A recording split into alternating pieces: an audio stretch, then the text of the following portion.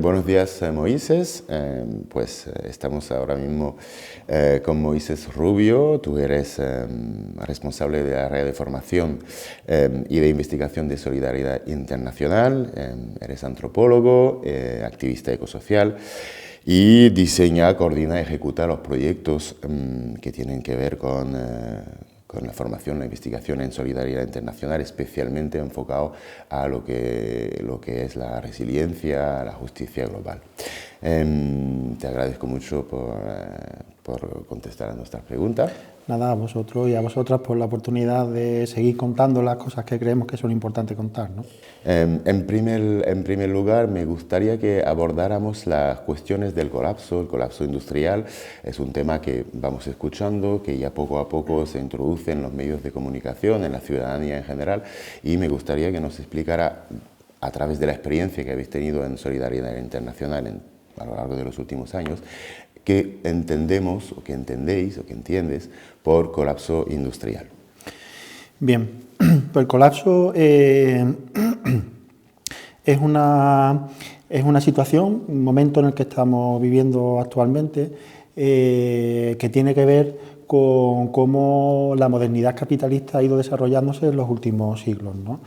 El abuso, el exceso en el uso de los materiales, de los recursos materiales y energéticos, ha ido haciendo dos cosas fundamentalmente, o tres, ¿no? Por un lado, ha favorecido la pérdida de biodiversidad, por otro lado está provocando el cambio climático, y por otro lado estamos sufriendo ya las consecuencias del desgaste, de la desaparición de muchos de esos recursos energéticos y materiales, ¿no? Entonces, desde ahí podríamos decir que esos tres elementos, la pérdida masiva de biodiversidad, el cambio climático y la reducción de los recursos materiales energéticos, pues están provocando, están facilitando unos cambios socioambientales que son claves para entender el momento en el que estamos y hacia dónde vamos, ¿no?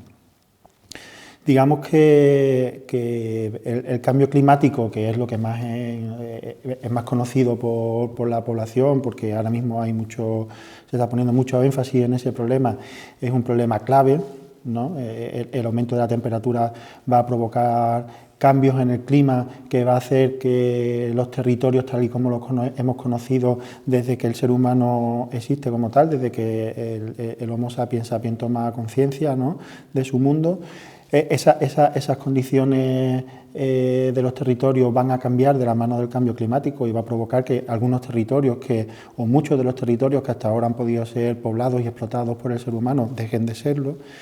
Pero por encima del problema del cambio climático está el problema energético, ¿no?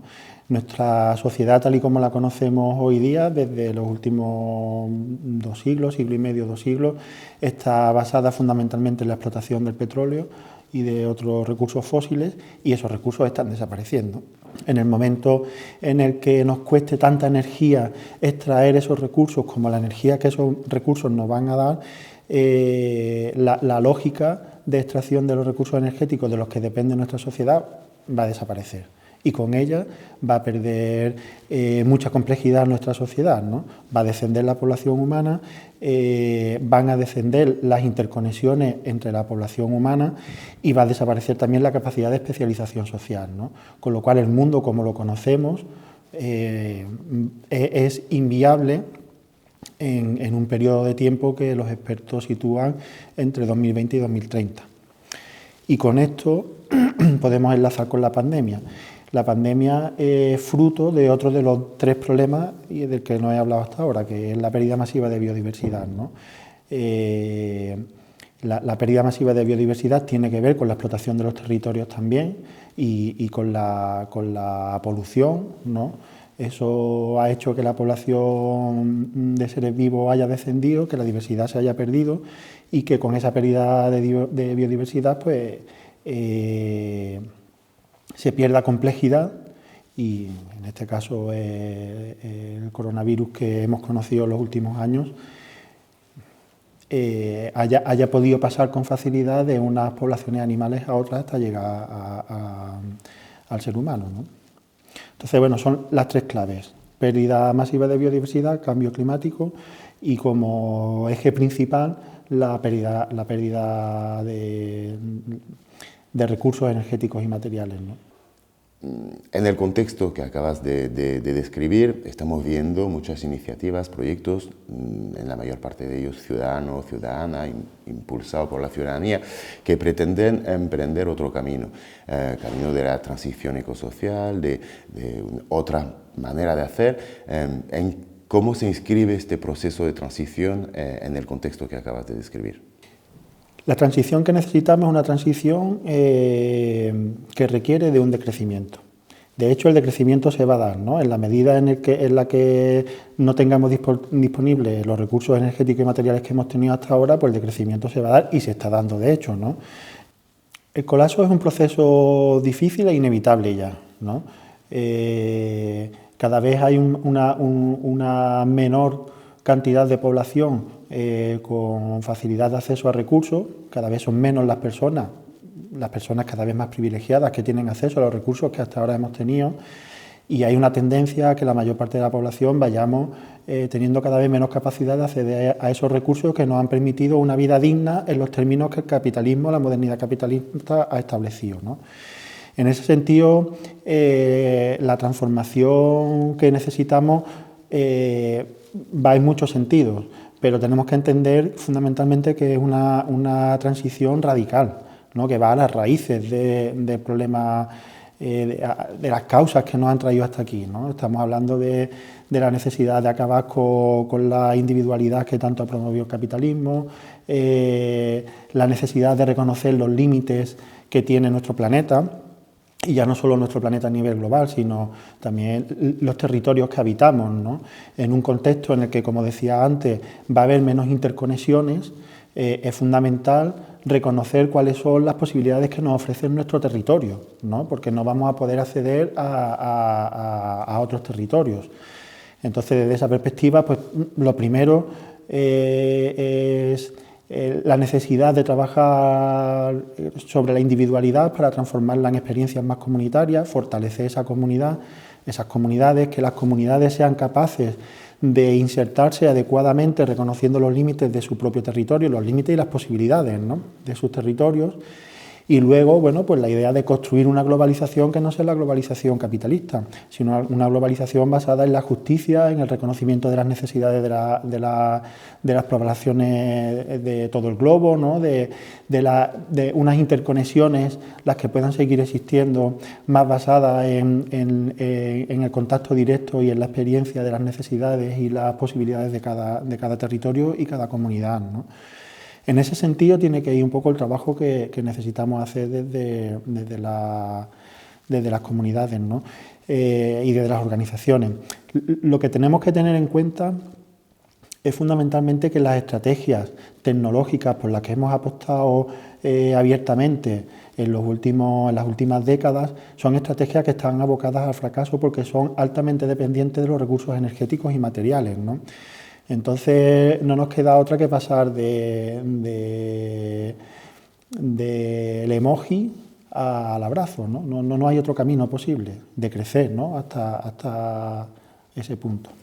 ¿Y cómo podemos abordar estas cuestiones, estas problemáticas desde nuestras entidades, desde los colectivos andaluces, el tejido socioeconómico andaluz? ¿Cómo podemos enfocar nuestras actividades y nuestros proyectos e iniciativas en este camino? Bueno, es importante empezar diciendo que, como bien decías tú al principio, en Solidaridad Internacional y otra gente antes, llevamos mucho tiempo trabajando en esta perspectiva, ¿no? Entonces hay muchas organizaciones en Andalucía que ya están comprometidas con esta transformación ecosocial que necesitamos y cada vez hay más, ¿no? El problema del cambio climático, la pandemia y en los últimos meses ya ha salido a la palestra, ya ha estado en los medios de comunicación el problema energético, ha ido sumando conciencia a nivel global, pero estamos hablando de Andalucía, también en Andalucía, sobre las problemáticas que estamos afrontando, ¿no? En ese sentido, los avances en los últimos años han sido importantes, ¿no? Pero las transformaciones que necesitamos son tan profundas que es importante seguir avanzando porque queda mucho camino por recorrer y, como también decía, poco tiempo, ¿no? Tenemos esta década de los años 20 para intentar focalizar adecuadamente las transformaciones que necesitamos hacer, ¿no? ¿Qué podemos hacer las organizaciones? Bueno, pues como decía antes, hay 5 ámbitos en los que es importante trabajar, ¿no? El fortalecer la comunidad y de alguna manera ir rompiendo con las individualidades que ha generado el capitalismo, que esas comunidades sean capaces de rearticularse con sus territorios, ¿no? Que conozcan sus territorios en profundidad, sus posibilidades, sus dificultades también, que seamos capaces de imaginar una globalización más justa y también, que es muy importante y a veces se nos queda un poco en el tintero, ¿no? El rescatar la trascendencia, ¿no? El sustituir nuestra forma de religiosidad, de trascendencia, por otras que sean más acordes con los caminos que necesitamos andar, ¿no? Digamos que esos 5 ámbitos, identidad, comunidad, territorio, globalización y trascendencia, son los 5 ámbitos en los que tenemos que trabajar, ¿no? Ahora, ¿cuáles son las estrategias para trabajar en esos caminos?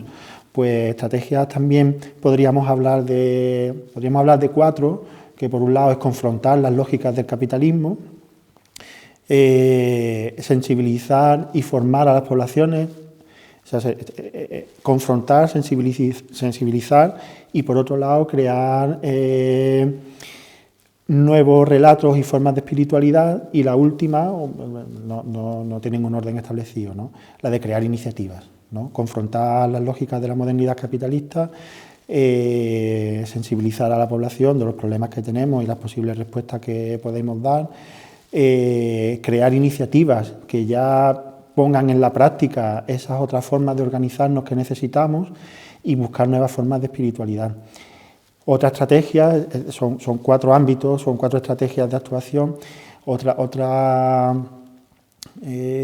Digamos, otro debate que hay, que es importante, pero que no es excluyente, es el debate de si las iniciativas deben ser de abajo arriba o de arriba abajo, ¿no?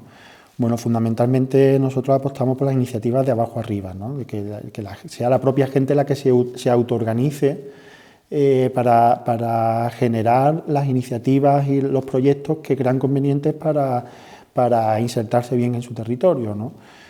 Pero eso no quita que si desde arriba, desde los estados, ¿no? Desde la Junta, desde el Gobierno, los ayuntamientos, consiguiéramos el apoyo suficiente, no solo a nivel económico, sino a nivel de recursos materiales, de legislación, ¿no? Para favorecer esas iniciativas, pues eso sería importante también, ¿no? No es lo mismo poner en marcha iniciativas socioambientales locales, transformadoras, con el apoyo de la Administración que sin el apoyo de la Administración, que mientras te ningunee no pasa nada, pero que en el momento en el que digan hasta aquí habéis llegado, pues se acabaron nuestras iniciativas, ¿no? Entonces, ese debate entre las iniciativas de arriba abajo y de abajo arriba es fundamental, pero no es excluyente, ¿no? Entonces, bueno, pues esa es otra estrategia, ¿no? Otra forma de estrategia. Solidaridad Internacional lleva muchos años trabajando estas temáticas, estos conceptos, especialmente en temáticas de investigación, que es lo que llevas tú. ¿Nos podría comentar un poco las líneas estratégicas que tenéis en Solidaridad Internacional y también resaltar algunos proyectos emblemáticos o iniciativas que destacan dentro de los últimos años de trabajo? Mira, en Solidaridad Internacional Andalucía trabajamos temas de cooperación y trabajamos en América Latina y en África, ¿no? Pero el trabajo que hacemos en Andalucía tiene 3 patas, ¿no? La pata de la investigación que tú mencionas, ahí hemos tenido y tenemos 2 líneas de trabajo fundamentales. Una es ¿Qué podemos hacer para fortalecer la resiliencia de las comunidades y las organizaciones? Esa línea de investigación fue la primera y la que más desarrollada tenemos. Y por otro lado, hemos, digamos que haciendo hincapié en las dificultades que tuvimos en ese proceso, decidimos empezar otra línea de investigación que era la de los mitos, ¿no? Los mitos de la modernidad que están haciendo que las organizaciones sociales y las comunidades tengan dificultades para hacer las transformaciones que requerimos, ¿no? Esas son nuestras dos líneas de investigación. ¿Qué lógicas, qué transformaciones, qué objetivos, qué medios son los adecuados para lograr nuestra resiliencia y qué dificultades tenemos para lograrlas, ¿no? Bueno, pues una vez que hemos emprendido esos dos caminos, digamos que las otras dos patas del trabajo que hacemos en Andalucía hacen referencia a la educación, a la sensibilización, y tenemos proyectos de trabajo con institutos, con colegios, con universidades y también con la población civil en general, ¿no? Y bueno, por fin la última pata es la pata de la formación, es una pata más especializada, destinada a agentes sociales, ¿no? Los agentes de la cooperación andaluza, que es un concepto bastante amplio, ¿no? Que incluye desde las instituciones hasta otras organizaciones sociales en línea o no con la nuestra, y los movimientos sociales, ¿no? Mira, hay dos retos fundamentales. El primer reto es el de ser capaces de autoorganizarnos, ¿no? La capacidad de autoorganización de una manera democrática que dé respuesta a las necesidades de todos los miembros de las organizaciones y las comunidades, que esa autoorganización además esté adecuadamente insertada en el territorio, ¿no? Eso es un reto fundamental. Y el otro reto es el reto de ser capaces de romper con nuestros propios mitos, ¿no? La fe en el individuo, en la capacidad del individuo de resolver sus propios problemas, y la fe en el crecimiento económico y en la tecnología como medio para ese crecimiento económico son tres retos que cuestan mucho afrontar, ¿no? Y creo que tanto esa capacidad de autoorganización como esa capacidad de empezar a romper con los mitos de nuestra cultura son las dos grandes dificultades, los dos grandes retos que tenemos que afrontar, y que además tenemos que afrontar con la urgencia que supone tener ya en este 2022 8 años para intentar estar en otro sitio, ¿no? Que nos permita vivir un colapso desde una perspectiva que sea la mejor posible para la población que somos, ¿no? Bueno, y a modo de cierre me gustaría también abordar el tema de los medios de comunicación, es decir, el eje comunicativo, porque tiene un papel fundamental también en poder concienciar y sensibilizar a la ciudadanía. ¿Qué papel pueden jugar pueden jugar los medios en este contexto, y cómo crees que es la dinámica actual en cuanto al eje comunicación y resiliencia y justicia global? Bueno, me abruma la pregunta viniendo de quien viene, ¿no? Nosotros, en realidad, en temas de comunicación nos fijamos en el trabajo que hacéis desde MARTV, porque sois la organización de referencia en Andalucía que está abordando estos temas con bastante profundidad y ya además con tiempo también y experiencia, ¿no? Otra cosa es que el trabajo de EMA y de otras organizaciones que puedan estar trabajando desde la comunicación tenga que hacerlo en un contexto en el que el capital tiene el poder sobre todo los medios de comunicación, ¿no? Y que lo que llega a la población es lo que el capital quiere, ¿no? Y desde esa perspectiva, por mejor que hagáis el trabajo las organizaciones que os dedicáis a la comunicación, el contexto es muy difícil, ¿no? Y desde luego un objetivo sería cerrar las posibilidades de que los medios, sería democratizar los medios, ¿no? Que no trabajen al servicio de los grandes capitales, sino que trabajen al servicio de la población, ¿no? Hacer una apuesta por una por unos medios de comunicación públicos realmente comprometidos con las necesidades de la población, pues sería parte de ese trabajo de arriba abajo que decíamos antes, ¿no? Un Estado o una comunidad autónoma comprometida con la resiliencia local y la justicia global, pues tendría en su parrilla programas que abordaran estas temáticas y dieran pistas sobre cómo abordarlo, ¿no? En la medida en que los medios públicos no asumen eso porque están también al servicio de los grandes poderes del capital, ¿no? Pues, la lucha es difícil, ¿no? La lucha es de abajo arriba, que es lo que entiendo que hacéis desde EMA y que hacemos aquí en Sol y otras muchas organizaciones, ¿no? Es ir llegando a la población poco a poco para llegar a una masa crítica que sea capaz de hacer una transformación, ¿no?